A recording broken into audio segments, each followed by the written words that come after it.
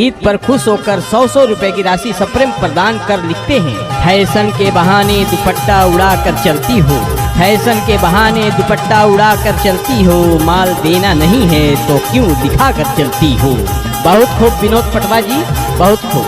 दर्शकों, हमारा निवेदन है कि स्टेज के सामने जितने भी भाई खड़े हुए हैं कृपया वे अपने स्थान पर बैठ जाएं ताकि पीछे वाले भाइयों को भी देखने का मौका मिले। तो आइए इसी के साथ अब हम कार्यक्रम की अगली कड़ी की ओर चलते हैं और कार्यक्रम की अगली कड़ी में सुनते हैं हमारे मंच का सबसे लोकप्रिय गीत छत्तीसगढ़ी गवैया हो संगीत कर बढ़िया हो।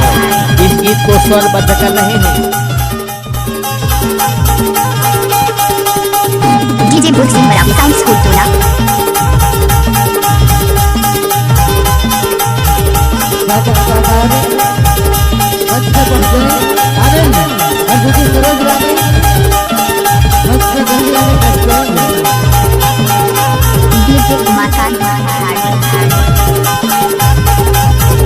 डीजे बुक्सिंग बराबर साउंड स्कूल टोला।